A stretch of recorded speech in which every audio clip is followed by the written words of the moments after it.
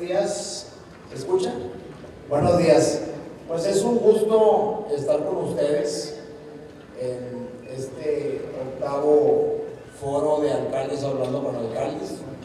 Yo voy a romper un poco la regla y del senador hablar con alcaldes en esta introducción para invitarlos a este primer panel de calidad de vida que tiene que ver obviamente con innovación. Justamente el día de ayer en el Senado de la República se aprobó un dictamen que viene de la Comisión de Federalismo y Desarrollo Municipal y tiene que ver con esta idea de Cabrero de que nuestro 115 le queda muy grande a los municipios chicos y le queda muy chico a los municipios grandes. Entonces, cuando queremos innovar hay una tentación obviamente de modificar este artículo que desde el 99 no tiene una gran reforma, pero también sin un gran diagnóstico, como dice la doctora Teresa, pues no se vale las ocurrencias, no se vale modificar un artículo constitucional mientras no tengamos mínimo una tipología de qué tenemos en México. 2.500 municipios, 16 demarcaciones territoriales en la Ciudad de México, muy diferentes todos, desde megalópolis que tienen 2 millones de habitantes hasta municipios que tienen o no llegan ni a 1,000, pues es evidente que este tipo de paneles y conferencias son muy útiles para poder, con el marco jurídico actual, tratar de innovar y mejorar la calidad de vida de los mexicanos. Me toca en este caso, lejos de participar, tener el reto de ser moderador. Platicando con los panelistas, pues voy a modificar un poco el guión que teníamos. Este guión es de 3 rondas. Ya teníamos preguntas preestablecidas, pero la verdad es que la mayoría de los panelistas traen ya sus presentaciones de sus temas que quieren abordar y por eso yo les pido me autoricen que la primera ronda, que es de 5 minutos, sea tema libre para los panelistas, no sé si estén de acuerdo, que puedan exponer en 5 minutos su tema. Voy a ser estricto con el tiempo, para esto me invitaron, y ya posteriormente la segunda y la tercera ronda, que sean las preguntas que se nos culminó como moderadores. Sin mayor preámbulo, pues ya se presentaban a los panelistas. Me voy a venir al medio y pues iniciaríamos con mi amiga Laura Fernández Piña, presidenta municipal de Puerto Morelos. Un fuerte aplauso, por favor.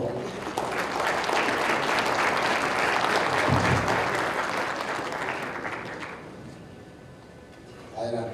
Gracias, senador Samuel García. Gracias por moderarnos, Gladys. Gracias por la invitación a mis compañeros presidentes municipales, miembros del presidium, amigas y amigos presidentes municipales, regidores, síndicos y público en general. Pues a mí me dijeron que tenemos que hablar de calidad de vida y vale la pena esa reflexión. En un principio la presentación que había programado era referente al caso de mi municipio. Tomo un poquito de este tema, pero realmente es la primera pregunta. Si podemos pasar a la primera lámina, por favor. ¿Qué es calidad de vida? ¿Qué significa calidad de vida para un ciudadano? Yo creo que calidad de vida significa tener primero pues un trabajo bien remunerado, un trabajo cerca de tu hogar, el tener acceso a la salud, tú y tu familia, acceso a la educación y más allá de ello, ¿qué nos corresponde a nosotros como alcaldes? El brindarle a un ciudadano calidad de vida. Calidad de vida significa también tener acceso a todos los servicios públicos, agua, drenaje, luz, calles, parques, centros de salud, áreas deportivas, culturales, en fin. Calidad de vida significa tener acceso a todo eso en tu comunidad. La gran diferencia de ser un alcalde mediano o gris a realmente trascender en tu comunidad significa el entender cómo nosotros desde esta posibilidad que tenemos de la administración, brindarle al ciudadano calidad de vida. La influencia y el liderazgo de los presidentes municipales es fundamental y brinda un impulso de calidad de vida a sus gobernados. El reto es lograrlo en poco tiempo de administración y, dicho sea de paso, pues con pocos recursos. Nuestra función no es solo administrar una ciudad, no solo es tapar los baches, recolectar la basura o garantizar un alumbrado público. Debemos de impulsar políticas públicas para atender a todas las necesidades. Y ahí en el enfoque está la diferencia entre una administración exitosa que trasciende en su comunidad y a otra que termina siendo gris. Vayamos más allá de lo básico. Aún cubriendo las necesidades elementales de nuestras ciudades, podemos pasar como una administración gris si no entendemos este enfoque. Debemos entender entonces qué es lo que nos compete. ¿Cómo afrontamos la situación con municipios endeudados, con bajas participaciones federales, con baja recaudación y con un recorte en los programas federales?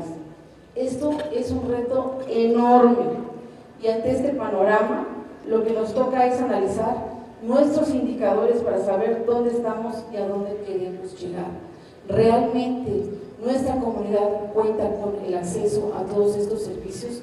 ¿Realmente estamos brindando esta calidad? Para poder hacer una buena planeación con los pocos recursos que tenemos y en el poco tiempo que tenemos que priorizar y dar golpes de precisión, 3 años de trabajo administrativo y poder dar certeramente a eso que nos brinda una mayor calidad de vida.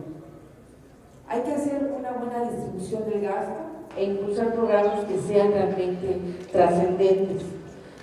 Por ejemplo, en primera instancia creo que lo más importante para todo es el poder incrementar nuestra recaudación.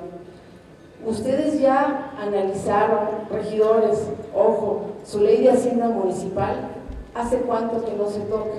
Si bien es cierto que el presidente López Obrador dice que no debemos aumentar impuestos, yo considero que sí se debe de actualizar, más no crear más impuestos, el sí actualizarlos y traerlos a valor real. Por ponerles un ejemplo, en mi municipio un banco paga 5,000 pesos por su licencia de funcionamiento, o pagaba, ya paga más, ya paga 80,000 pesos. Creo que es quitarle el pelo a un gato. Pero vamos con tiros de precisión que muchas veces no tiene que ver el afectar al ciudadano, sino también el ver que en el tema de desarrollo económico podemos encontrar un ingreso adicional que no tenemos.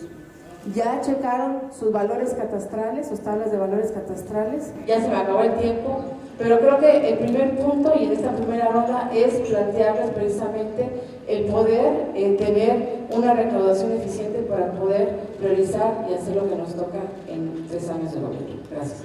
Muchas gracias, Laura. Yo creo que diste en el tino con el primero de los puntos, que son los recursos que tiene el municipio. Yo siempre he sido partidario de que el sistema de coordinación fiscal, que le da solamente un 4% a los 2.500 municipios, pues es injusto, pero por lo pronto es la regla y habrá que ver con nuevos debates cómo poder cambiarla. Pasamos ahora con Paul Vigario, director de Mercados Privados para Latinoamérica en Citelu. Adelante. Buenos días a todos. Gracias por la invitación. Soy Paul Vigario, director de Mercados Privados para el Grupo Citelu. Somos una compañía que ejerce, digamos, en el ámbito urbano. Somos una compañía de gobierno francés y en México desde hace muchísimos años. Voy a exponer un caso particular desde un punto de vista privado, como un elemento privado, como un edificio, puede tener resiliencia en un marco urbano y puede como interactuar con el gobierno a la vez y los ciudadanos. Y ese proyecto fue la iluminación de la torre del 510 Reforma del grupo BBVA Bancomer, en lo cual Citelum ha realizado un trabajo bastante importante y visualmente todos los que conocen, digamos, la ciudad han podido disfrutar de esta iluminación. Y empezando, yo soy francés, no todos somos perfectos, pero principalmente soy mexicano de corazón y amo a la Ciudad de México, y soy una persona urbana en general, como muchos, y como anécdota, para explicar un poco el inicio de este proyecto, regresando de un viaje profesional y mirando por la ventana del avión, decía, ¿cómo puede ser que la Ciudad de México, que está entre las 3 primeras ciudades, digamos, en potencial económico, en influencia, no tenga un punto en lo cual, desde las alturas, un punto lumínico, como lo puede tener, no sé, la Torre Eiffel en París, un punto icónico que se pueda ver desde el cielo? Y como empresa, trabajamos en bancos como todas las empresas, con la idea de hablar con el grupo BBVA Bancomer, y hemos presentado, desarrollado un proyecto conceptual al inicio. Se tomó un poco de forma muy audaz, se dice.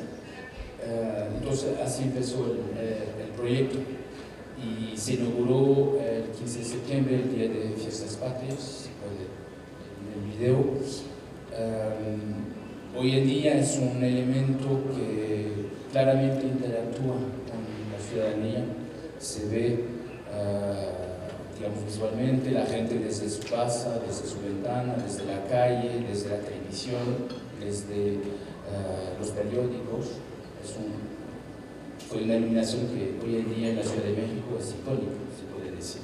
Entonces, es esa prueba que el mundo privado interactúa con el mundo público, y es un triángulo, empresas, gobierno y ciudadanía, y lo podemos, digamos, sentir en las redes sociales, en las pláticas. Hay veces hasta en un restaurante incluso hablar de la torre, de la iluminación de la torre.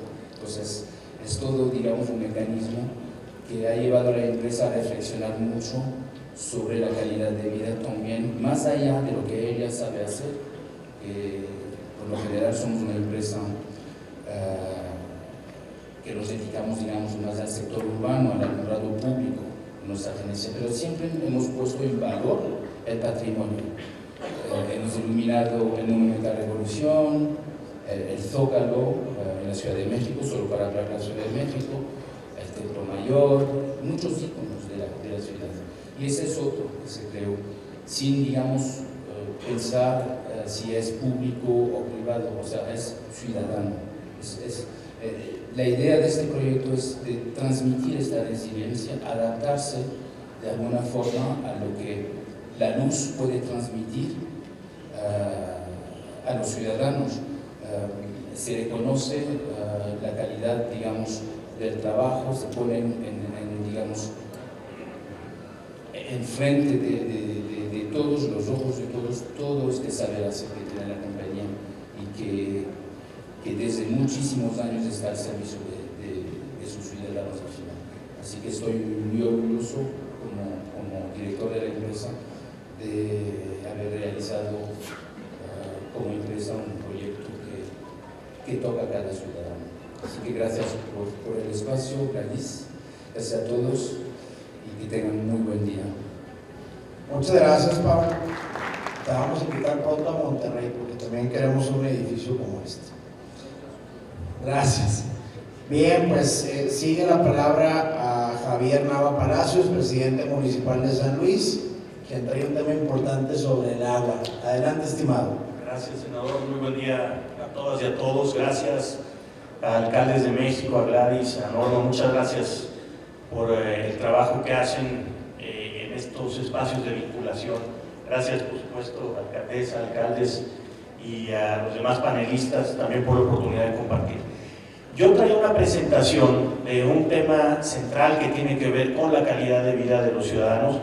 Me voy a ir muy rápido, porque quiero llegar, digamos, a una parte solamente de la presentación, que es un programa específico que atiende uno de los temas para mí centrales en cuanto a los derechos que se establecían, y coincido plenamente en esos dos temas centrales, innovación y derechos. Eso es algo que estamos intentando nosotros hacer en San Luis. Llevamos 6 meses, como ya se dijo, y es una ventaja de hablar después, es que ya se puso, digamos, como un diagnóstico general de lo que estamos viviendo y por lo cual atraviesan los municipios del país.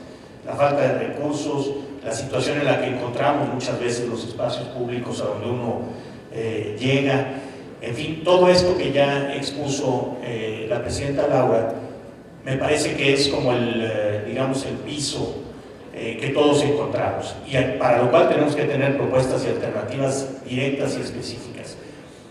Yo diría que en el caso de muchos municipios hay algunos temas centrales, porque tenemos todas las atribuciones que nos da el 115, que a veces son pocas y a veces parecen muchas, pero no es lo mismo atender, digamos, el problema del rastro municipal que atender el problema del agua potable. Cuando menos no es para la generalidad. Todos los introductores de ganado pues podrán decir, esto es lo básico para mí, es lo que me da a mí el sustento, y claro que es importante que los ciudadanos de un municipio tengan la calidad, la sanidad, etcétera, en el tema del gasto, pero no es generalizado. Bueno, aquí hay uno de los programas que nosotros estamos viendo como central, tiene que ver con el derecho humano al agua, y para ello tenemos que reestructurar, y es una petición y una reclamo, digamos, con toda fuerza que estamos haciendo. De hecho, hace una semana en ANAC presentamos como una postura general de la Asociación Nacional de Alcaldes el tema de los organismos operadores de agua potable. Solamente en San Luis Potosí tenemos 23 organismos operadores de agua potable con 58 municipios. Eso quiere decir que hay algunos municipios que no tienen un organismo operador, que no se encargan de su proyecto del agua en lo individual. ¿Qué tenemos que hacer?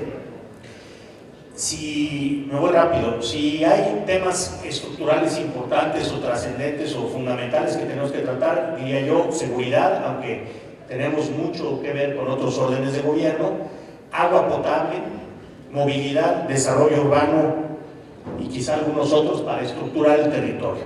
En el tema del agua, me voy rápido, solamente quiero presentarles unos datos. ¿Cuál es el programa que nosotros estamos implementando? Porque si no tienes, digamos, garantizado el derecho humano, entonces sí estás fallando en un tema central. El agua es, pues, lo más importante, diría yo, más importante que el combustible, y vaya que casi hubo una revolución aquí por el tema del combustible. Pero en el tema del agua no nos hemos metido. Los organismos operadores están quebrados, los distintos modelos. Solamente hay algunos esquemas en particular que se han salvado.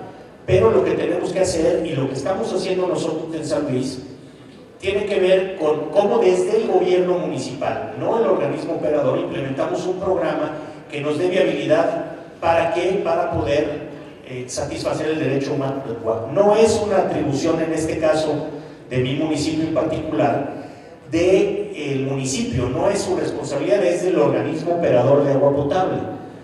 Entonces, ¿qué es lo que estamos haciendo nosotros? Es un programa desde el gobierno municipal que se llama apoyo líquido, y es un apoyo, digamos, constante y sonante para cuando uno abre la llave del agua. ¿Cómo lo estamos implementando? A través de un apoyo solidario a las familias con problemas de pago, pero tiene ciertas características. No es si tú debes 5 años de agua, entonces vas a tener un apoyo del gobierno municipal. Si tú tienes ciertas características de X número de bimestres y has estado pagando y después incumpliendo con el pago, entonces cabes dentro del programa. ¿Por qué? Porque si lo hacemos desde el gobierno municipal, lo que vamos a hacer, digamos que es una especie de transferencia, digamos, entrando a la parte del ciudadano, pero que va a acabar en el organismo operador de agua potable para sanear las finanzas, para fomentar la cultura de pago y para tener organismos que estén en condiciones realmente de poder atender la necesidad del derecho humano al agua. Entonces, voy después en la siguiente participación, pero creo que el tema del agua es fundamental para la calidad de vida de los ciudadanos. Muchas gracias. Muchas gracias, Javier. Platicábamos que aquí en muchos municipios el tema del agua es el talón de Aquiles y como ha habido otros, por ejemplo Medellín, que le da recursos y utilidad al municipio. Entonces, pues bienvenida a la aportación y con gusto en la siguiente ronda. Pasamos ahora con Gilberto Alcaraz, director del programa Cómics por un México, y para que nos platique pues del programa México Bien Hecho, cómo ha logrado componer el tejido social. Muchas gracias, senador, gracias. Gracias y es un gusto compartir con ustedes, panelistas, alcaldes, compañeros de la iniciativa privada. Gracias, Norma, Gladys, de nuevo por permitirme estar por acá. Y precisamente hace 2 años tuve la oportunidad en este foro de compartirles que estábamos iniciando un programa que teníamos apenas unos meses con un proyecto en COMEX, en el cual estábamos buscando trabajar en la reconstitución del tejido social a partir de restaurar espacios públicos. Con extraordinarios resultados hace 2 años les platiqué lo que estaba pasando y nos dimos a la tarea los últimos 2 años de ver cómo podíamos realmente hacer una transformación todavía más profunda. Y precisamente nos dimos a la tarea de darle sentido en un marco teórico a este trabajo, de trabajar con sociólogos, trabajar con asesores que nos ayudaran a precisamente crear un sistema de cambio social, de movilidad social a partir de rescate de espacio público, pero de trabajo con la comunidad. Y fue así como creamos ya y tenemos perfectamente trabajando desde hace casi, vamos para 4 años trabajando con esta plataforma, que tiene como objetivo precisamente a partir del espacio público dignificar la vida de las personas y reconectar la comunidad, que una parte muy importante de reconectarlas tiene que ver con una importante parte de exclusión social que existe. Muchos de estos barrios, de estas colonias, de estos lugares que están marginados y que además están estigmatizados, porque son lugares de violencia, porque son lugares de pobreza, porque son lugares donde inclusive la gente se ha alejado entre ellos mismos y existen conflictos sociales internos. Hacemos un trabajo profundo de trabajar con esa comunidad durante meses, inclusive me atrevo a decir, hemos llegado hasta 2 años de trabajo, el caso de Monterrey y Campana, donde nos llevó casi 2 años de trabajo de labor social. Esto mucho antes de pintar un solo muro, de hacer un solo mural o de trabajar en algo que tenga que ver con el color. Estamos hablando primero de un cambio social, de entender cuál es la problemática, cuáles son las situaciones que está viviendo esta comunidad, para entender cómo podemos ayudarla a transformarse y precisamente convertirse en una comunidad resiliente, empoderada y autogestiva. Porque no es una idea de un programa en el cual le demos recursos a la gente, sino lo que estamos buscando precisamente es hacer que ellos se autogestionen y se empoderen. Si la comunidad nos permite ser parte de ellos y trabajar, esto no se logra. Con la academia, con universidades, desde luego la parte artística, que ya les platicaré un poco más adelante, la iniciativa privada que se suma también con nosotros, el gobierno y organizaciones civiles que se suman a ser parte de este proceso social. Tenemos 3 pilares en los que trabajamos: es adentrarnos con la comunidad, ya les decía, para utilizar el espacio público como una justificación de ese trabajo comunitario, descubrir historias que hacen que esa gente se sienta conectada con su espacio y su comunidad, y que luego lo exhibamos con un valor de orgullo hacia el resto de la población, y una nueva forma de adentrarnos, crear una nueva narrativa con ellos, en donde lo que hacemos es no hablar de su problemática, sino de cómo queremos salir precisamente de esta problemática. Y es parte de este proceso que hemos venido realizando en los últimos, ya casi 4 años vamos para allá, en donde hemos trabajado en darle bases firmes a este programa, porque al final del día lo que queda en estas comunidades para celebrar sí es color, sí son murales, sí son gente empoderada, pero en realidad hay un trabajo previo de la mano con ellos, en donde comunicación no violenta, buscar que se entiendan cuáles son las raíces de esas problemáticas y cómo también ellos se tienen que ver primero como comunidad internamente, para tratar de buscar otros ojos distintos de fuera, para que nuevamente ciudades y comunidades se conecten con ellos. Adelante les voy a platicar un poco más acerca de los resultados que hemos tenido a partir de estos estudios que hemos realizado en los últimos 2 años, pero es precisamente parte de este proyecto lo que queremos poner a manos de los municipios y del gobierno, que como iniciativa privada no somos ajenos a lo que está pasando en el país, y no simple y sencillamente es decir que algo no está bien, sino cómo somos parte de la solución y contribuir con gobierno. Gracias. Gracias, Gilberto. Muchas gracias, muy buenos días. Antes que nada agradecer la invitación de la revista Alcaldes de México. Siempre que asistimos a este tipo de eventos, de verdad nos vamos con algo nuevo, con algo enriquecedor, y hay que reconocer la labor de Gladys, de Norma, de todo el equipo de alcaldes para tener este tipo de esfuerzo. Muchas gracias. A mis compañeros panelistas también, el agradecerles estar aquí. Y bueno, ya que tenemos un tema central que tiene que ver con la innovación en todo lo que respecta a este foro, pero muy específicamente en el tema de calidad de vida, pues creo que como autoridades municipales, ya lo mencionaba el senador Samuel, estamos acotados al artículo 115 constitucional. Nuestro trabajo no puede ir más allá porque invadimos otras esferas de acción del gobierno. Sin embargo, la innovación no quiere decir que hagamos cosas que no nos competen, sino cómo hacemos las cosas que nos competen de una mejor manera, de una manera que termine incidiendo precisamente dentro de la calidad de vida del ciudadano. Y sabemos, conocemos aquí el hablar de todos los problemas que tienen los municipios en sus diferentes estados, pues sería algo redundante, es decir, tenemos problemas, hay mucha deuda, no tenemos la solución para todas las necesidades de la población. Se trata también de trabajar en conjunto con los demás ámbitos, pero enfocar nuestras políticas públicas como municipio para incidir y elevar estos índices de calidad de vida. Hay diferentes maneras de medir la calidad de vida.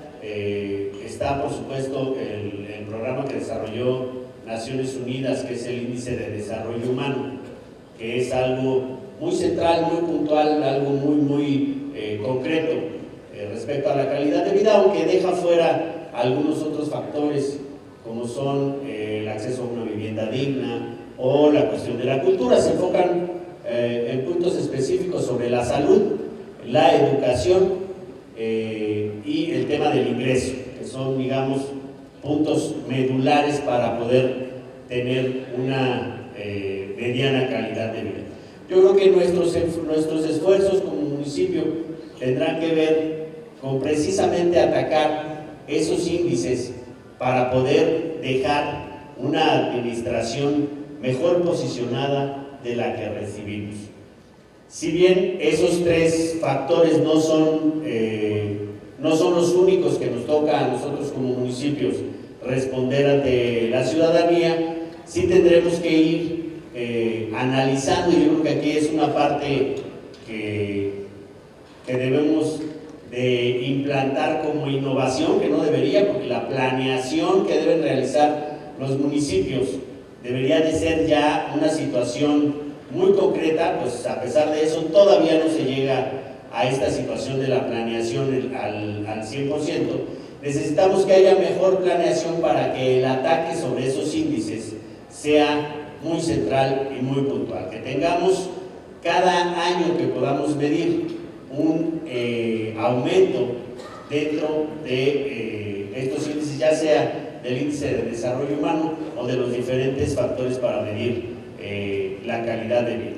Y por supuesto, he enfocado mucho en lo que a nosotros como municipio nos compete, que les comentaba, nos acota el 115, y ahí también necesitamos trabajar de la mano con nuestros legisladores, con nuestros gobiernos del estado, para que esta situación de todo lo que nos ayuda podamos tener también recursos de un estado o de manera federal. Realmente creo que la situación de cómo se reparten, ya lo decía aquí el senador Samuel, la situación de cómo se reparten los recursos está todavía en una situación que se puede mejorar, que podemos transitar hacia un modelo municipalista en nuestro país, y creo que ese es parte de lo que tenemos que hacer nosotros como municipio. Claro, cómo desde el Poder Legislativo podemos ofrecer, primero que nada, más recursos, porque si la federación se va a quedar con un 80 y de ese 80 solamente un 20, y de ese 20 a la vez otro 20 que constituye un 4, y las potestades tributarias de los municipios, que es solo la propiedad inmobiliaria, pues por más que planeemos, se ve complicado. Y como decía, la planeación es indispensable, los presupuestos plurianuales, que cada 3 años no estemos inventando el hilo negro y haya continuidad, pues es base en todas las alcaldías. Bienvenido, Jorge. Muchas gracias, senador. Muy buenos días a todos. Un saludo al panel aquí por permitirme compartir estos momentos. Igual a la revista Alcaldes, una felicitación por su 10º aniversario. Pues bien, yo les voy a hablar acerca de quién somos. Nosotros somos una empresa que se dedica a la gestión integral de los residuos. Les voy a platicar pues, la interacción que tenemos con nuestros principales clientes, que son los municipios. Vamos a comentar cómo a través de nuestras actividades pues, ayudamos a mejorar la calidad de vida de los ciudadanos que las habitan. Pues, TECMEC, Técnicos Medioambientales de México, es una empresa que se dedica a la gestión integral de los residuos sólidos urbanos. Nos especializamos en eso. Cubrimos todo el ciclo de valor, desde la generación de los residuos, pasando por la recolección, plantas de transferencia, actividades de selección, tratamiento y disposición de los residuos sólidos, cumpliendo con la normatividad. También tenemos generación de energía eléctrica con biogás en rellenos sanitarios o procesos de biodigestión. Contamos con más de 23 años de experiencia y tenemos presencia en varios estados de la República Mexicana. Nuestros procesos se dividen en tratamiento, servicios urbanos, también tenemos gestión del agua, limpieza de áreas públicas, mantenimiento de áreas verdes y valorización energética de los residuos. TECMEC cuenta con el respaldo internacional al formar parte de un corporativo que se denomina Urbacer, que tiene presencia a nivel internacional en 4 continentes y en 24 países que lo conforman. Nuestra misión es contribuir al desarrollo sostenible de ciudades y municipios. Por eso les comentaba de que son nuestros principales clientes. Además, también tenemos un sector privado, ¿no? en lo que respecta a los residuos sólidos, pero nuestros clientes principales pues, son los municipios con quienes interactuamos y con quienes constantemente estamos en la búsqueda de soluciones que aporten valor a la cadena de la gestión de los residuos sólidos urbanos. Respetamos el valor de los recursos naturales y el entorno y apostamos por soluciones de transformación. Nosotros vemos a los residuos no como algo que necesariamente significa un desperdicio o un rechazo. Los residuos tienen áreas de oportunidad que se pueden aprovechar dependiendo de las condiciones de cada uno de los municipios. Y como les decía, pues estamos en todo el ciclo de la gestión de los residuos, aportamos soluciones a ellos, soluciones innovadoras, contamos con tecnologías propias para, en este caso, de la gestión de los residuos en el área de biometanización, tecnología propia y patentada. También proveemos desde la planeación, el diseño, la ejecución de los servicios que prestamos, proveyendo también soluciones económicas y financieras a todos nuestros clientes.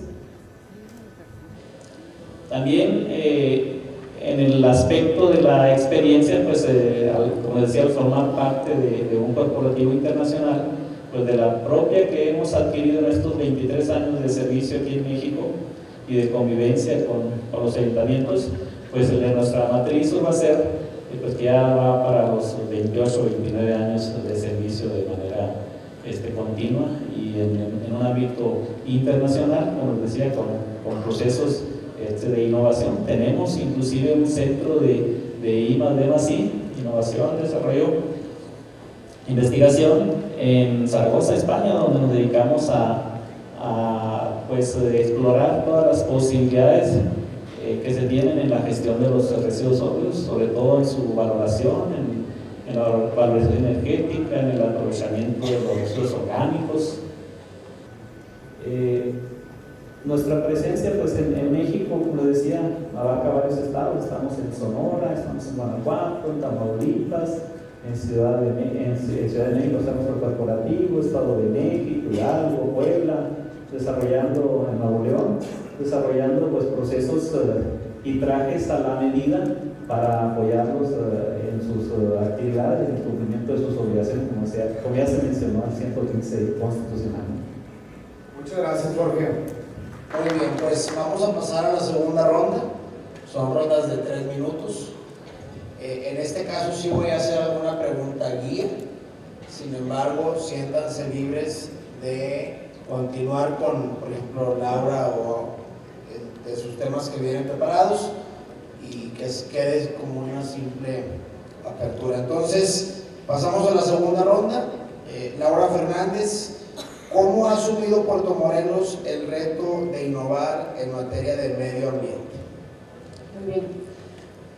Fíjense que Puerto Morelos es un caso sui generis en el país. Para quien no lo sepa, Puerto Morelos tiene 3 años de vida. Somos uno de los municipios más jóvenes de México. Tiene 100 años de historia la comunidad y es un polo turístico importante. Es una comunidad pequeña, 35,000 habitantes, pero tenemos 7,000 cuartos hoteleros de clase mundial. Recibimos 1 millón de visitantes al año. Tenemos una derrama económica importante en la región, en el estado más turístico de México, que es Quintana Roo. Imagínense iniciar un reto como primera presidenta municipal, que tuve el honor de tener la confianza ciudadana, y también en un periodo en donde nos da por primera vez a las mujeres la posibilidad de elegirnos obligadamente en un 50% en los ayuntamientos como presidentas municipales. Un municipio que no tenía servicio de recolección de basura, no tenía seguridad pública, todo lo brindaba Cancún, que es Benito Juárez, y lo hacía como el patio trasero de su casa, porque Cancún ha sido víctima de su propio éxito. Realmente los problemas que tiene la ciudad de Cancún eran demasiados como para llegar a tener lo que tenían las comunidades aledañas. El primer día, pues recibí un municipio con más de 5,000 toneladas de basura en la calle, sin ningún policía, y empezar a poner manos a la obra. ¿Qué es calidad de vida? Atender la basura, atender la seguridad, o el 40% de las luminarias fundidas. No había servicios médicos, en fin, no había bancos, no había nada. El poder iniciar con todo esto y poder brindarle a la gente esa calidad de vida. Y en un tema de sustentabilidad también, ¿a dónde dirigimos los recursos? Yo creo que la calidad de vida es avanzar en rutas paralelas y brindarle a los ciudadanos todo. Si quisimos ser alcaldes y ser presidentes municipales y nos están brindando la confianza, tenemos que dar el ancho en todo ello. Por eso digo que el esquema financiero siempre es muy importante. No tenerle miedo al endeudamiento a corto plazo, pagándolo en el mismo periodo, para poder cubrir las necesidades o poder potencializar los recursos federales que te llegan para poder hacer el doble de recursos. Ampliar tu base de recaudación, eficientando los recursos con un buen sistema de recaudación. Y entonces sí poder hacer una planeación que te pueda brindar una mayor posibilidad. La sustentabilidad, por supuesto que es muy importante en nuestra región, como en cualquier otra, y se lleva de la misma manera, equilibrando todos estos servicios. Muchas gracias, Laura. Entre gobierno y empresas, cuyo fin sea el beneficio a la ciudadanía y no solo el lucro. Estas alianzas, mucho aquí cuando hablamos de calidad de vida, de bienestar, hablamos del agua, de la basura, del alumbrado, al final todo llega al mismo punto, es la palabra derecho, ¿no? Tanto como desde el punto de vista legal, pero también como a nivel humano, ¿no? El derecho de tener acceso a eso. Obvio, aquí en el CITELUM, hablando de la eliminación de un edificio icónico, no estamos poniendo, digamos, ese punto como el derecho absoluto, como el acceso al agua, pero también es parte del bienestar. Entonces, CITELUM como empresa privada que trabaja con gobiernos, eso es su gerencia, su ADN, siempre esta relación se hace a nivel derecho, ¿no? Contractual. Por eso hasta se creó las leyes de APP para eso. Al final esta relación gobierno-iniciativa privada tiene un solo fin: tratar de buscar la mejor solución para los ciudadanos, porque es una cuestión de responsabilidad al final. Entonces, cuando uno busca este objetivo en el marco de nuestro proyecto de eliminación, es el derecho absoluto que puede tener un ciudadano a disfrutar su ciudad de la forma en la cual ese mismo ciudadano lo desea. Es un derecho absoluto. Entonces, como todos los derechos, tanto la iniciativa privada como el gobierno tiene esa responsabilidad, y COMEX en lo que hace también, porque también hemos hecho proyectos similares no lo hicimos con ustedes, pero en Puebla, en el pueblo de la zona de Chamineta, que es una zona abandonada, o sea, arriesgada. Hemos trabajado con las familias, con la población local, hemos hecho frescas y al final las pusimos bajo la luz de noche, porque no se ven de día, pero también se pueden disfrutar de noche. La ciudad existe a nivel nocturno también. Entonces, se me acaba el tiempo, me voy a callar. Gracias.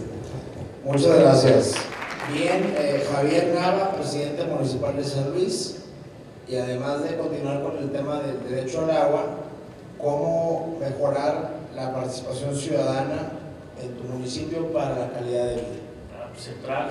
El punto de la participación ciudadana para nosotros ha sido fundamental, en donde sí se ha tomado en cuenta el ciudadano y no sea solo un requisito legal, porque ahí está la clave, un poco lo que se mencionaba a través de la intervención del representante del director de comercio.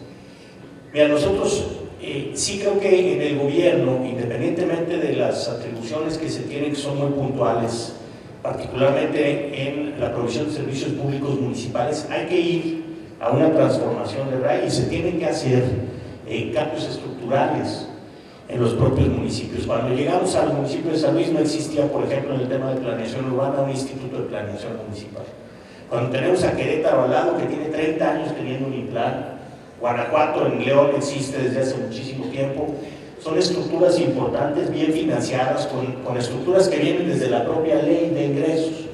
Entonces te dice, tienen que tener el 0.8% de los ingresos totales. Nosotros teníamos un organismo de planeación que tenía 8 personas colgadas de la Secretaría Técnica del Ayuntamiento, que en realidad no hacía planeación urbana. Entonces sí hay que ir al fondo de los temas estructurales. Llegamos también, lo platicábamos hace unos minutos, con gente de la Secretaría de Seguridad Ciudadana del Gobierno Federal, porque lo que hicimos fue, a través de la Unión Europea y de conseguir algo de financiamiento, y del Gobierno Federal y el Gobierno Municipal, crear una nueva área de prevención social de la violencia y la delincuencia con participación ciudadana.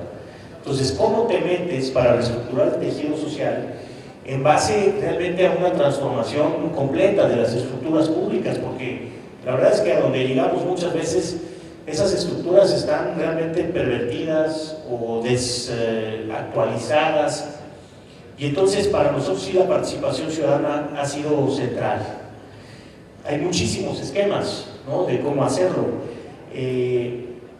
Tenemos, digamos, algunos otros esquemas de trabajo en donde, por ejemplo, lo que hemos buscado es que la gente esté muy al pendiente de cómo estás gastando el dinero.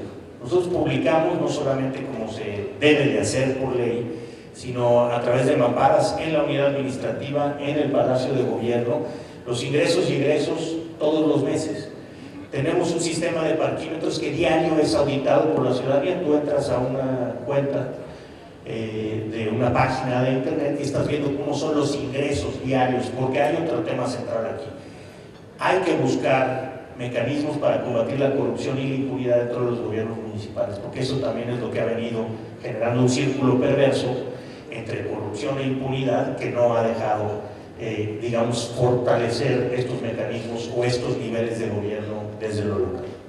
Muchas gracias. Justamente usando el ejemplo que comentábamos hace rato de Campana, cuando ves una comunidad que se transformó ya casi 2 años de trabajo y el ambiente es distinto, donde la seguridad pública puede entrar, donde ya la gente de arriba con la de abajo ya no se pelea, bueno, ¿cómo medimos? ¿Cómo realmente lo hacemos tangible?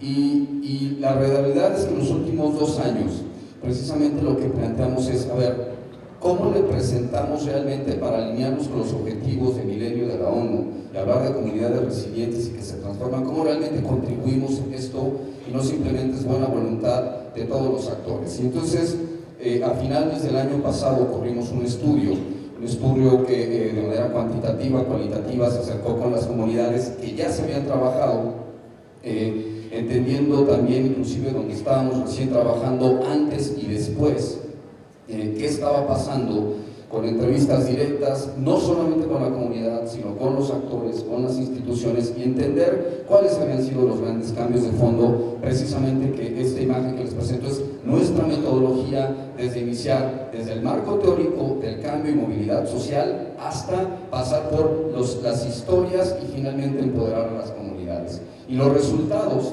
tienen que ver con esto. Les decía que nuestro objetivo es comunidades resilientes, empoderadas y que con una capacidad autogestiva. Hablando del empoderamiento, una vez después que pasa un proyecto de este tipo, 81% de las personas afirman que se transformó su comunidad. Y no hablo unos meses después, inclusive 18, 24 meses después de que este programa estuvo ahí. 86% se siente capaz de resolver las necesidades colectivamente, es decir, a partir de una gestión de la comunidad. 60%, hablando del espacio público, consideran que el espacio público es parte fundamental para crear comunidad y para precisamente organizarse y crear estos cambios. Igual, de esta misma manera, estos cambios físicos les mantienen oportunidad de generar acciones distintas. 90% consideran que ahora los espacios son públicos propios y seguros. Cuando estamos hablando de lugares donde inclusive ni la seguridad pública entraba. Antes de estos proyectos, esto estaba abajo del 30%, en algunos lugares 20% abajo de lo que la gente consideraba lugares seguros. Consideran que es un buen lugar para vivir, el 60%, y igual quieren permanecer en su colonia de esta manera.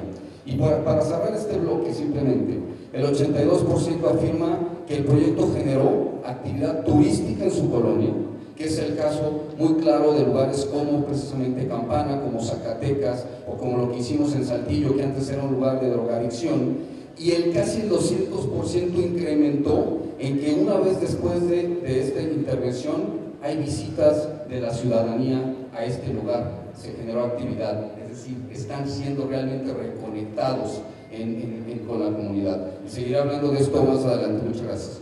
Muchas gracias. Conforme a tu primer participación, la pregunta que te haría a continuación es el tema de coordinación metropolitana. Si bien es complicado por el tema de la autonomía municipal, el 115, a veces crear organismos que vinculen o que traten de organizar la movilidad, el desarrollo urbano, ¿qué beneficios, ya me comí 15 segundos para regresarlos, qué beneficios y también qué debilidades tiene que tu municipio pertenezca al área conurbada de la Ciudad de México? Muchas gracias. Ese es un tema en el que prácticamente no se ha avanzado. Los planes intermunicipales no existen. Existen proyectos metropolitanos, pero que no aterrizan en la cuestión municipal, que no son parte de lo que los municipios han propuesto, y creo que esta coordinación metropolitana está apenas iniciando, germinando.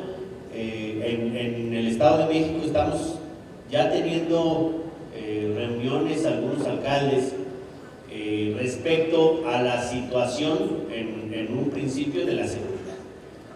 ¿Por qué? Porque les platico, en un municipio conurbado como somos nosotros, si alguien comete un delito, no pasa como aquí en la Ciudad de México. Aquí en la Ciudad de México la policía puede actuar en cualquiera de las delegaciones, y allá, al ser una policía municipal, pues un delincuente comete un delito muy cerca de la frontera con el siguiente municipio, y nosotros ya no podemos entrar a perseguirlo del otro lado, a menos que exista una autorización expresa de parte del otro presidente municipal.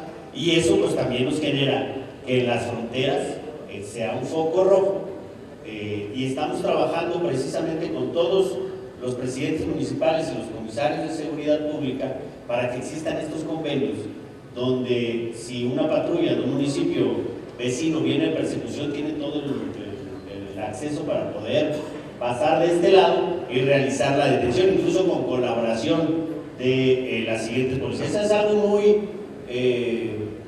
un ejemplo, ¿no? muy puntual de juntas que se están empezando a hacer en la cuestión de coordinación municipal. Otra es, nosotros en Coacalco, que estamos en la zona norte del área metropolitana, el área que rodea a la Ciudad de México, compartimos, por ejemplo, una zona que es la Sierra de Guadalupe. La compartimos 4 municipios: Ecatepec, Coacalco, Tultitlán y Tlalnepantla. Pues bien, el cuidado de la Sierra de Guadalupe, a través de la cuestión municipal, se creó un fideicomiso que se quedó ahí parado porque los municipios no trabajaban y no gestionaban lo que tenían que hacer para el cuidado de nuestra sierra. A partir de nuestra administración se volvió a reactivar esto. Estamos en plática los 4 presidentes municipales para la conservación de nuestra Sierra de Guadalupe, que además es un pulmón ya de los últimos que quedan dentro del área metropolitana, y que en algunos municipios se ha permitido el que esa zona que la mancha urbana se haya comido esa parte de la Sierra de Guadalupe. Entonces creo que ahora existe una mejor voluntad de las autoridades en trabajar en coordinación, y eso va a ser en beneficio de nuestros propios ciudadanos. Muchas gracias, don Jorge. Hablando del tema de residuos sólidos, presenté una iniciativa para que haya más cultura en el tema de reciclaje y poner calendarios de recolección de basura que ya venga separada en orgánica, inorgánica, voluminosa, etc. ¿Qué tan factible vía tu empresa ves que esto pueda ser? Y de ser factible, ¿qué beneficios o recursos le puede traer esto en beneficio, por ejemplo, vendiendo composta o simplemente vendiendo la chatarra que se recolecciona? Bien. Nosotros como empresa cumple todo el ciclo de la gestión de los residuos. Obviamente estamos en la etapa también de la recolección. Nosotros como técnicos tenemos pues una visión acerca de cuál es el estado actual de la gestión de los residuos, y en el caso específico, por ejemplo, de la recolección y la aspiración de poder pues llevar a cabo una separación de los residuos, cuando menos en la parte orgánica e inorgánica, obviamente también consideramos voluminosos, electrodomésticos. El hecho de poder hacer una recolección diferenciada pues sería algo bastante interesante, ¿no? Y de mucho provecho, porque ya estamos desde la generación haciendo pues una diferenciación de aquellos componentes que posteriormente tendrán un ciclo en su valoración, ya sea porque se puedan reutilizar, porque se puedan reciclar, porque se puedan llevar procesos, sobre todo con los orgánicos, por ejemplo, en donde se involucre pues ya sea procesos de biodigestión, con generación de biogás y posterior utilización del mismo, y con los residuos que tengamos de estos procesos, pues los lodos, por ejemplo, de la biodigestión, mezclados con más componentes orgánicos, pues la creación de composta. Sería bastante interesante, pues, y yo celebro que se introduzcan estas modificaciones. Ya se han hecho esfuerzos a través del tiempo. Siento que pues falta mucha conciencia por parte de la ciudadanía para poder lograr estos objetivos. En cuanto a los inorgánicos, pues la fracción de reciclables pues también representa un porcentaje interesante que no debe llegar a los rellenos sanitarios, a confinamiento, y dentro de estos elementos todavía hay otra fracción más numerosa, que es aquella que puede someterse a valorización energética. Estamos hablando de combustible derivado de residuos, elementos que pues representan alrededor del 25% de los residuos, y si consideramos que los orgánicos andan cerca del 50% y de reciclables pudiéramos obtener otro porcentaje, pues pudiéramos decir que a través de una recolección diferenciada, donde ya sean los ayuntamientos o las empresas privadas que tienen concesión de estos servicios recojan la basura en diferentes días, y que en estos días pues se recoja ya sea orgánicos, inorgánicos, voluminosos, donde haya campañas y centros de acopio, sobre todo para que las personas puedan ir a dejar ahí el reciclable, sobre todo, pues se puede aspirar a economías de escala y a proyectos muy interesantes. Muchas gracias. Calidad de vida de tus habitantes. En Puerto Morelos sucede algo muy particular y me gustaría hablar precisamente de ese tema que es el desarrollo económico, para nosotros el turismo, y cómo puede incidir en la calidad de vida de nuestros visitantes. En Puerto Morelos tenemos un reto muy grande. No existe la capacitación por el trabajo, no tenemos universidades. De 7,000 cuartos hoteleros, por lo general se duplica el número de oferta laboral. O sea que mínimo, por concepto de hoteles, tenemos 14,000 fuentes de empleo para 35,000 habitantes, quitando adultos mayores y jóvenes menores de 18 años, pues prácticamente tenemos un empleo, al menos 1 o 2 empleos por familia. Sin embargo, estos empleos se los lleva a Cancún y Playa del Carmen por la falta de capacitación. Y aquí es en donde entra el trabajo extracurricular que debe tener un presidente municipal si quiere tener ese liderazgo en su sociedad. Ese trabajo extracurricular es allegarnos de instituciones educativas para poder capacitar a las nuevas generaciones y ir poco a poco ocupando esos espacios laborales, porque, como bien lo dije en un principio, el tener acceso a un trabajo bien remunerado cerca de tu hogar es importante. Hoy por hoy, la mayoría de los habitantes de Puerto Morelos tienen que buscar trabajo fuera del municipio. Entonces, este es un trabajo que se está realizando junto con la hotelería de Quintana Roo para poder generar un espacio de capacitación. Por ejemplo, la diversificación económica. Si bien es cierto, el turismo es nuestra principal fuente de trabajo y de riqueza, y que produce el 9% del Producto Interno Bruto del país, es por concepto del turismo.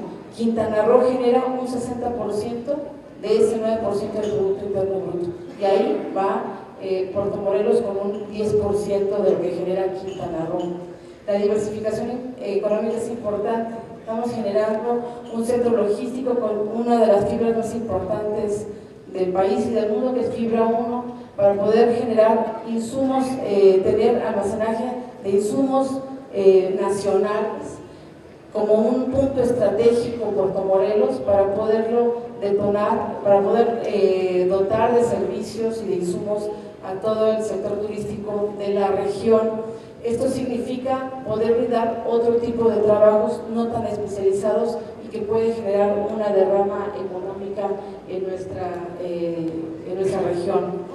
El turismo, sin duda alguna, es un motor importante, pero es un tema muy sensible.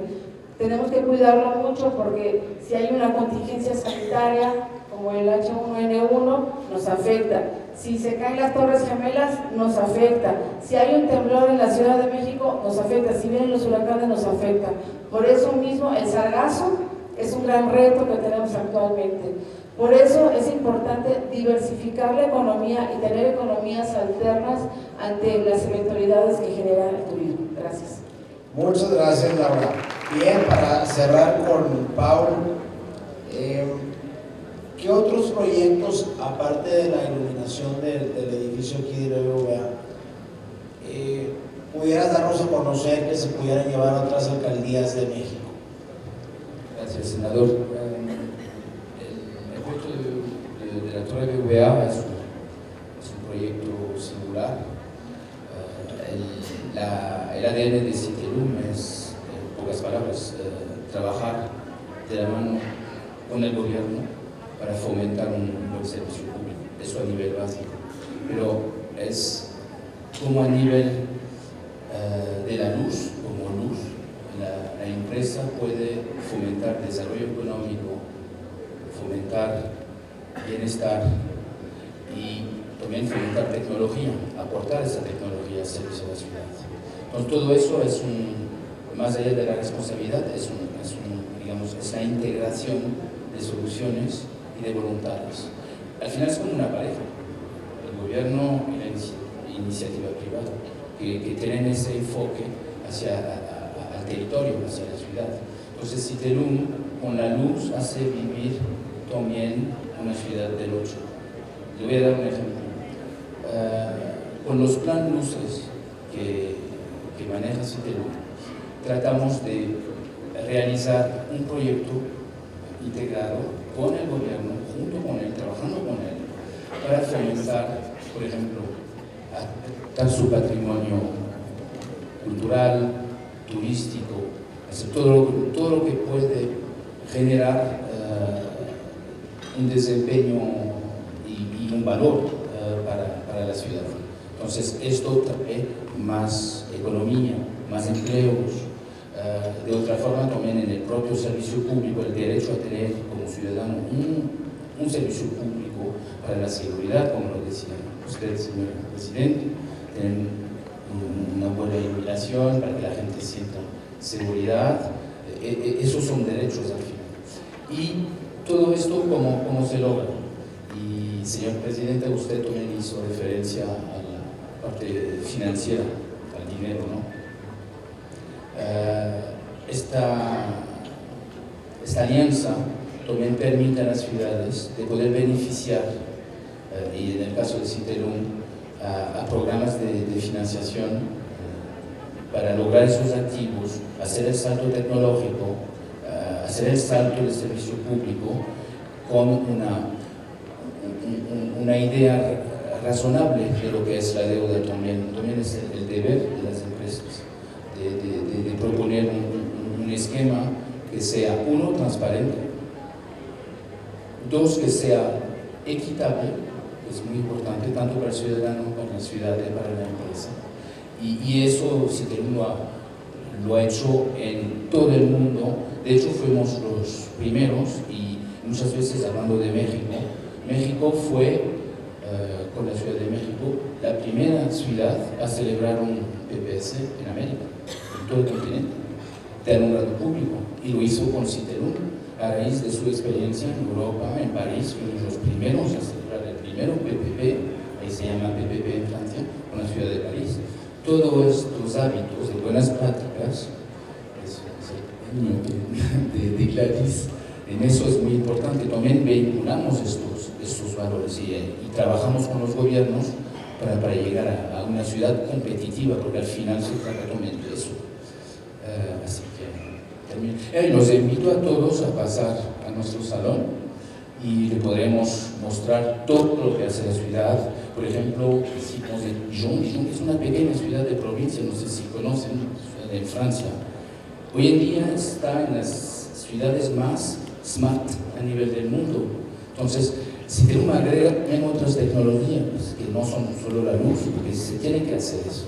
Entonces, les invito, los vamos a cuidar mucho, café, agua y buenas pláticas. Gracias a todos. Muchas gracias, Pau. Bien, sé que te quedaste con el pendiente de explayarte en el tema del agua, y también preguntan del público por el tema del aire, si tenemos o no una red de monitoreo y si sí, en qué consiste, o en general con el tema de la contaminación y el aire que se está haciendo. Sí, yo voy rápido a otro tema muy importante que se ha tocado aquí tangencialmente, pero creo que hay que centrarlo, y es que desde los municipios sí tenemos que garantizar la seguridad jurídica de los distintos asuntos, la seguridad jurídica en las inversiones, la seguridad jurídica por supuesto en el desarrollo inmobiliario, en el desarrollo urbano, que son temas que nos competen a nosotros, los presidentes municipales. Y para esto también es necesario ir a reformas en distintos niveles y ámbitos. Lo podemos hacer en las reformas a reglamentos, también lo podemos hacer en la gestión y las reformas en los congresos locales, porque encontramos también mucha normatividad que luego se vuelve obsoleta y que afecta, digamos, el buen funcionamiento de los ayuntamientos.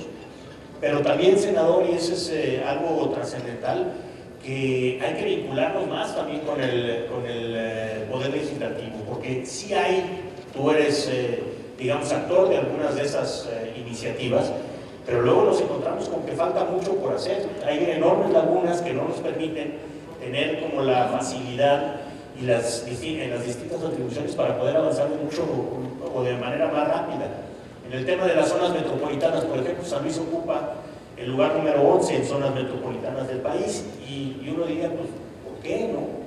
Bueno, San Luis es una ciudad de cerca de 900,000 habitantes, pero con el municipio conurbado de Soledad y Graciano Sánchez llegamos casi a 1.300.000. Entonces, ya es una dinámica distinta que de verdad nos rebasa. Cuando uno platica con los amigos o con la familia, dicen, es que San Luis no era así. Bueno, eso seguramente decía también de Puerto Morelos, porque no existía, o de muchas otras ciudades en el país. Bueno, las cosas han cambiado de manera muy rápida y tenemos que ir ajustándonos a todo esto. Cierro con lo del agua. Tenemos que pensar que en el país debe de existir una reforma sustantiva.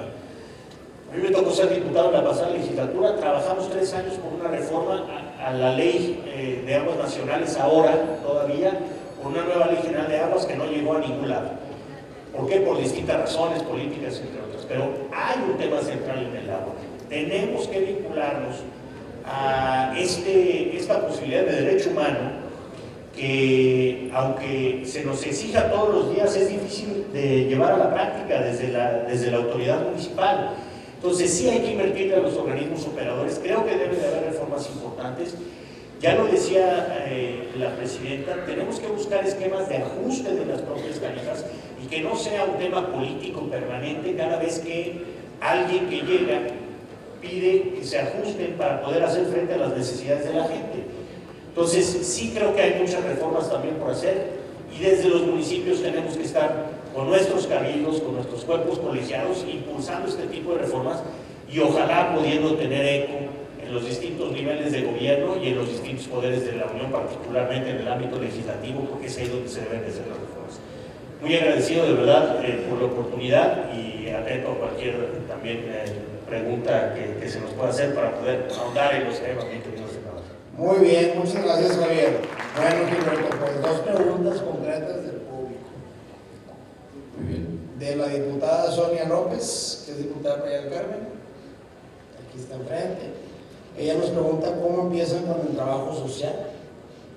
Y también Nidia, de Ocoyoacán. Leí mal. ¿Cómo trabajan con las comunidades y cómo empieza el proceso de intermediación comunitaria? Muy bien. A ver, respondo a las dos que van muy hacia el mismo lugar. Lo primero es, imagínense que una de estas comunidades que están sumamente agredidas por el entorno y por ellos mismos, llega un grupo de jóvenes, muchos artistas, tocan la puerta y les dicen que si podrían participar en talleres de comunicación no violenta, que si podrían participar en talleres sociales. Hay una primera etapa que es crear confianza, que se lleva unas semanas en donde la gente empieza a confiar. Y una vez que esa barrera de la confianza, tengo que mencionar aquí algo, lo primero que nos preguntan es: ¿de qué partido vienes? ¿Qué me vas a pedir? Nada. Queremos trabajar con la comunidad, los jóvenes se ganan esa confianza, los niños son factores importantísimos para que los adultos abran su cabeza, su corazón y sus puertas, porque trabajan mucho con los jóvenes y con los artistas en darse cuenta que no estamos persiguiendo nada más que acercarnos, y ahí empieza realmente esta metodología de talleres, comunicación, entender las problemáticas de raíz, por qué la gente se siente lastimada, dañada. Es porque hay un problema, lo mencionaba en algunos casos, entre un grupo de la misma comunidad con otro, y a partir de eso, este grupo de sociólogos, de antropólogos, van creando dinámicas para que se rompan y se creen estos lazos. Y ahí empieza el trabajo, 2-3 meses, para poder crear a partir de esta confianza, ya no solo confianza, sino trabajo. Y precisamente en esta última parte quisiera compartirles los resultados que hemos tenido en estos más de 3 años, y también decirles que este estudio que les presentaba hace rato, los resultados, no fue hecho por las mismas personas que nos ayudaron a hacer la metodología, porque si no íbamos a hacer COSIPAT. El estudio el TEC de Monterrey, el Camino Colectivo y ADECO, que son 3 organizaciones que de manera independiente avalan que este estudio muestra que los resultados no fueron simple y sencillamente consecuencia de una intención. Lo que ha pasado en los últimos 3 años es que hemos logrado tocar la vida de casi 3.700.000 personas en comunidades. 700.000 de manera directa que se han involucrado y que han trabajado para cambiar su comunidad, que se han vuelto gestivos, que se han empoderado a cambiar e inclusive que han montado una posición distinta con sus autoridades. Hoy no solo piden, sino colaboran para generar estructuras de solución distinta, que eso es lo que estamos buscando precisamente en las comunidades. Más de 1.300 artistas, 200.000 metros cuadrados de espacios públicos regresados a la comunidad, y un factor muy importante que tiene que ver con lo que sucede alrededor de esta comunidad es que más de 40 millones de personas han escuchado del proyecto, conocen del proyecto, se acercan al proyecto, y hoy inclusive a través de nuestras redes sociales y a través de este programa que tenemos y con el cual hoy nos sentamos con prácticamente diría con 3 o 4 alcaldes a la semana. Estuvimos precisamente en San Luis hace unas semanas, viendo cómo vamos construyendo más y más proyectos. De los 70 que hemos hecho, de los 70 grandes proyectos en los últimos 3 años, más de 200 pequeñitos buscando acercamiento, pues el resultado ha sido que nos hemos convertido en el programa de rescate de espacios públicos más grande de Latinoamérica, mucho más grande que lo que se ha hecho en Río de Janeiro, mucho más grande que lo que se ha hecho en Medellín, y estamos buscando ser el más grande del mundo, pero no por tener ese título, sino porque realmente lo que buscamos es hacer de este México un México bien hecho. De hacer las cosas bien hechas es tomar la decisión personal de cambiar nuestro entorno, no es buscar que alguien más lo haga. Muchas gracias a todos. Ahora nos preguntan si es posible construir gobernanza para mejorar la calidad de vida en asentamientos humanos ubicados en suelos de conservación. Muy buenas, gracias por las preguntas. Primero, respecto a la basura. Para quien no conozca Coacalco, somos un municipio muy pequeñito, entre 2 de los más grandes del Estado de México. Estamos entre Ecatepec y Tultitlán. Somos un municipio muy pequeño, pero muy densamente poblado. El 98% de nuestro territorio municipal está urbanizado. Es decir, no nos quedan grandes espacios como para tener proyectos alternos, y ese es un caso de la basura. Nosotros no tenemos espacio para la disposición de los residuos dentro de nuestro municipio, dado que todo está completamente urbanizado. Y lo que tenemos que hacer pues es precisamente allegarnos de personas que conozcan de esta situación para nosotros hacer la disposición de recursos, de estos residuos, fuera del municipio. Y ahí a lo mejor me voy a aventar un gol, pero les quiero decir que nosotros trabajamos precisamente con TecMed, que son los que nos ayudan para esta situación. Hay centros de transferencia fuera del municipio y ya después de los centros de transferencia los llevan a donde están los rellenos sanitarios o ya las zonas de disposición final. Así es como lo hacemos, realmente acercándonos a quien sabe y a quien conoce de este asunto, porque además la propia infraestructura municipal no soporta, no la tenemos para hacer completamente la recolección en todas las colonias y fraccionamientos de nuestro municipio. Entonces, en ese asunto nos acercamos con la gente de TecMed y ellos son los que nos ayudan en la disposición. Y en la cuestión de los asentamientos en zonas de conservación, es algo de lo que les platicaba hace rato precisamente. El tener una coordinación intermunicipal ayuda precisamente a frenar que las áreas de conservación, en nuestro caso en la zona metropolitana de la Ciudad de México, la Sierra de Guadalupe, en el lado, por ejemplo, si ustedes observan esa misma sierra del lado de Ecatepec, pues ya se ve completamente poblada, están los cerros grises cubiertos de casas, a diferencia de los otros 3 municipios donde sí se frenó. Hay una cuota delimitada que son los 2.350 metros y después de esos 2.350 metros sobre el nivel del mar no se puede construir absolutamente nada. La diferencia está en que las autoridades municipales, donde no se construye encima de eso, no lo permitieron. Fue algo tan simple como la cuestión de la voluntad. En la cuestión de Ecatepec lo permitieron y es de todos conocido que en el pasado pues obedecía a situaciones de organizaciones políticas que presionaban a la autoridad o que la misma autoridad incluso provocaba que se dieran estas situaciones a cambio de favores en lo político o en lo electoral. Y creo que a final de cuentas un gobierno municipal tiene que actuar en el marco de la ley sin distingo de organizaciones ni de partidos, y ahí es donde podemos nosotros frenar esta situación de las invasiones, cuando como gobierno se actúa en una medida neutral, sin distingo de ningún partido, ni otorgando favores a este tipo de organizaciones. Muchas gracias, Darwin. Y para cerrar la última ronda, te llegaron muchas preguntas, Jorge, así que prepárese. Una tiene que ver con el tema de plásticos desechables, bolsitas de aluminio, popotes, que ya en el Senado estamos muy próximos a prohibir. Pero en ese ínter, la pregunta es, ¿cómo se procesa la recolección de esa basura? Y si su empresa le apuesta a la separación de origen o en la recolección, la separación. También preguntan cómo se puede incluir a los miembros de la comunidad para darles empleo. Y dentro de las acciones del servicio que da su empresa, ¿qué importancia tiene la concientización, la cultura, las campañas para que la ciudadanía se motive y trabaje al respecto? Muy bien, pues muchas gracias por su interés. Existen pues, ya varios lugares en la República donde pues, están restringidos los usos, por ejemplo, de popotes, en algunas otras partes propuestas por sustitución de los plásticos por otros elementos, por bolsas ecológicas.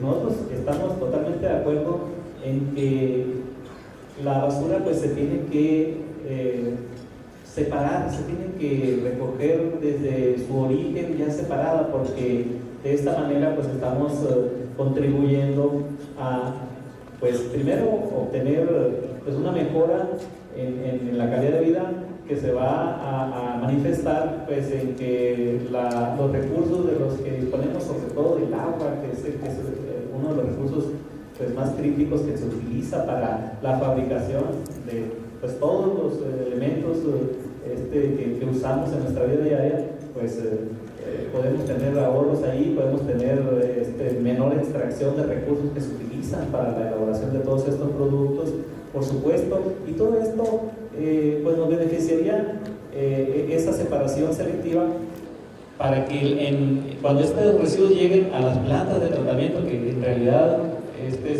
hay una experiencia muy escasa en nuestro país en cuanto al tratamiento de los residuos, pues para que se pueda ofrecer pues, tarifas más accesibles a los ayuntamientos por el tratamiento de estos residuos, para que realmente llegue pues, lo menos que se pueda a los sitios de disposición, todos aquellos materiales que ya no tienen ninguna utilidad, que no pueden ser pues, reciclados, reusados, convertidos a composta, llevados a procesos de incineración en cementeras, en fundiciones, en cualquier parte donde se ocupe poder calorífico, por ejemplo. No estoy totalmente de acuerdo, ¿no? Y la empresa pues, tiene el conocimiento y el personal, la infraestructura como para atender toda esta problemática en plantas de tratamiento, sobre todo de separación, clasificación y valorización energética.